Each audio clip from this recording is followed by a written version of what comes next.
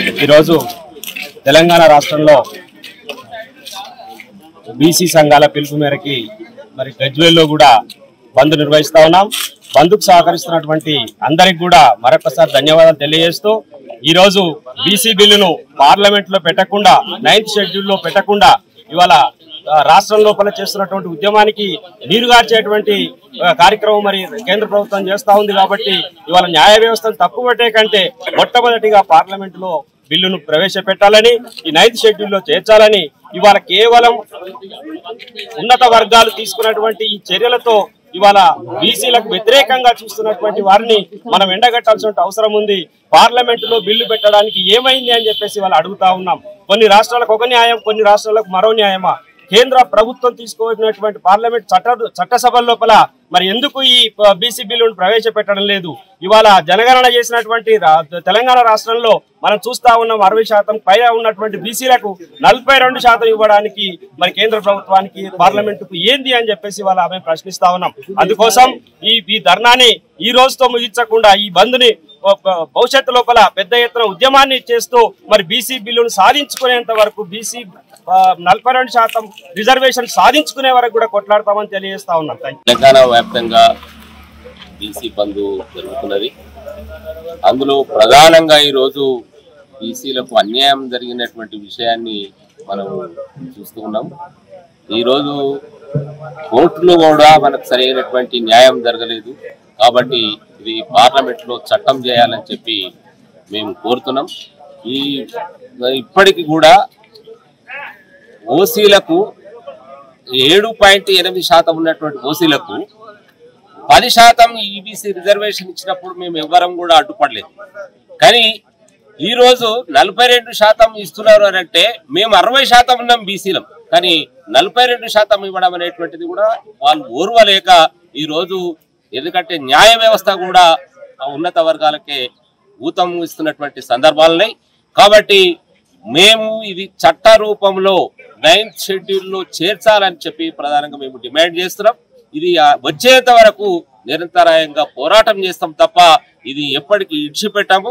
మా ఏదైతే 42% రిజర్వేషన్ అమలయ్యేంత వరకు మేము నిర్విరామంగా పోరాటం చేస్తామని చెప్పి ఈ సందర్భంగా తెలియజేస్తాం. బీసీలకు 42% రిజర్వేషన్లు అమలు చేయాలని చెప్పేసి రాష్ట్ర వ్యాప్తంగా బంద్ కొనసాగుతా ఉంది. అందులో భాగంగా గజ్వేల్లో ప్రజా సంఘాల ఆధ్వర్యంలో బంద్ కొనసాగుతా ఉంది. బంద్కు సహకరించే ప్రజలకు కూడా ధన్యవాదాలు తెలియజేస్తా ఉన్నాం.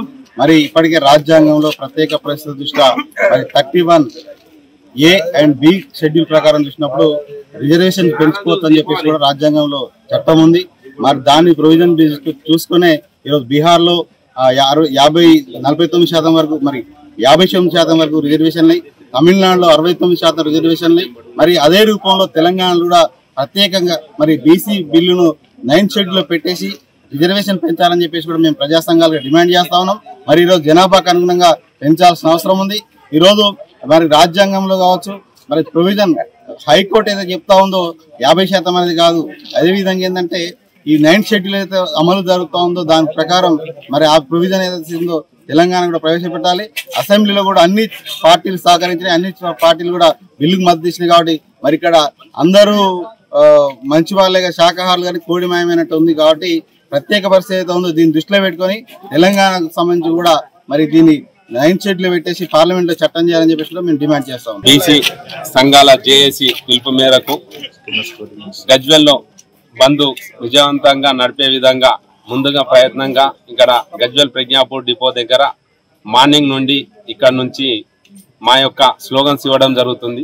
అదేవిధంగా ఈ బలహీన వర్గాలను అందరూ ఓటు బ్యాంకుగా చూస్తున్నారే తప్ప ఎవరు కూడా వాళ్ళకు న్యాయం చేయాలనే ఆలోచనతోటి పనిచేస్తలేనట్టు అనిపిస్తుంది. బీసీ బిల్లుకు బీసీలకు రిజర్వేషన్ ఇచ్చే విధంగా 42% రిజర్వేషన్ ఇచ్చే విధంగా అన్ని పార్టీలు మద్దతు తెలుపుతున్నాయి. కానీ ప్రయత్న లోపం ఎక్కడుందో ఇక వాళ్ళ విజ్ఞతకి విడిచిపెడుతున్నాం. ఎందుకంటే మీరు పార్టీలన్నీ మద్దతు తెలిపిన తర్వాత ఆడ గవర్నర్ దగ్గర ఆమోదం పొందకుంటే ఎందుకు ఉంది? ఈ రోజు పార్లమెంట్ లో బిల్లు పెట్టేస్తే ఈడబ్ల్యూఎస్ అయితే ఏ విధంగా బిల్లు పాస్ చేసిరో ఈ బీసీ బిల్లును కూడా అదే విధంగా మాకు బిల్లు పాస్ చేసి 9th షెడ్యూల్లో చేర్చినట్లయితే బలహీన వర్గాలకు సంబంధించినటువంటి కొన్ని సామాజిక అంశాలు తీరుతాయి కాబట్టి ప్రతి ఒక్క బీసీ బిడ్డ ఆలోచించుకోవాలి. మనకి అందరూ వాళ్ళ ఓట్ల కోసమే మేము మద్దతు అని చెప్తున్నారు తప్ప ఈ లోపం ఏడుందో అనేది కూడా మన బీసీ బిడ్డలు ఆలోచించుకోవాలి. ప్రతి ఒక్క నాయకుడు, ప్రతి ఒక్క పార్టీ, దేశంలో ఉన్న నాయకులంతా కూడా బీసీకి అనుకూలంగానే మాట్లాడుతున్నారు. కానీ ఆ బీసీలకు కావాల్సినటువంటి న్యాయం మాత్రం జరుగుతలేదు.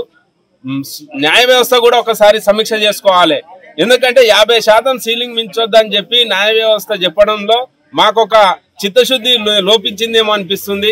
ఎందుకంటే ఇప్పుడున్న రిజర్వేషన్ ప్రకారం చూసుకున్నట్టయితే ఈడబ్ల్యూఎస్ ను ప్రవేశపెట్టినప్పుడు ఆ 50% సీలింగ్ అనేది ఏడిగిపోయింది. మరి 50% కంటే మించినప్పుడు ఆ ఈడబ్ల్యూఎస్ ను కూడా ఈ న్యాయ వ్యవస్థలు అడ్డుకోవాలి కదా. అప్పుడు ఎందుకు అడ్డుకోలేదు అంటే బీసీలను అనగదొక్కాలనే ఆలోచన అగ్రకులాల దగ్గర ఉన్నది కాబట్టి ఈ లోపాయకారి ఒప్పందంతో కొంత వ్యవస్థ నడిపిస్తున్నారు. కాబట్టి ఈ మనది ఇంకొకటి ఆలోచించాలి.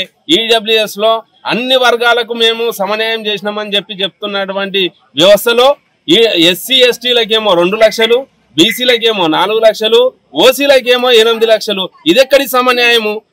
ఇది మన నాయకులే చెప్పాలి. ఎందుకంటే సమన్యాయం చేస్తామన్నటువంటి వ్యక్తులు మళ్ళీ ఈడబ్ల్యూఎస్ కింద అప్లై చేసుకునే దానిలో క్యాస్ట్ కంపల్సరీ మెన్షన్ చేస్తున్నారు. ఆ క్యాస్ట్ మెన్షన్ చేసినట్టయితే మళ్ళీ ఈడబ్ల్యూఎస్ వర్తించదని చెప్పి అదే జీవోలో ఉన్నది. కాబట్టి ఖచ్చితంగా బీసీలకు న్యాయం జరగాలంటే మా వాటా ప్రకారం, మా జనాభా ప్రకారం మాకు రావాల్సిన రిజర్వేషన్ ఖచ్చితంగా మాకు పార్లమెంట్ లో ప్రవేశపెట్టినప్పుడు మాత్రమే మాకు న్యాయం జరుగుతుందని చెప్పి మేము బలంగా విశ్వసిస్తున్నాం. కాబట్టి ఈ ఉద్యమాన్ని మరింత ముందుకు పోయే విధంగా ప్రతి గ్రామాన, ప్రతి పల్లెల మళ్ళీ ఆ రోజు ఎట్లయితే తెలంగాణ ఉద్యమం నడిచిందో ఇప్పుడు కూడా బీసీ ఉద్యమం కూడా అదే విధంగా మా అణగారిన వర్గాల అందరితోటి కలుపుకొని ఈ ఉద్యమాన్ని మరింత ముందుకు తీసుకుపోతామని తెలియజేస్తున్నాం. అసలైన తొలి వెలుగు. ఫాలో వాట్సాప్ @తొలి వెలుగు official.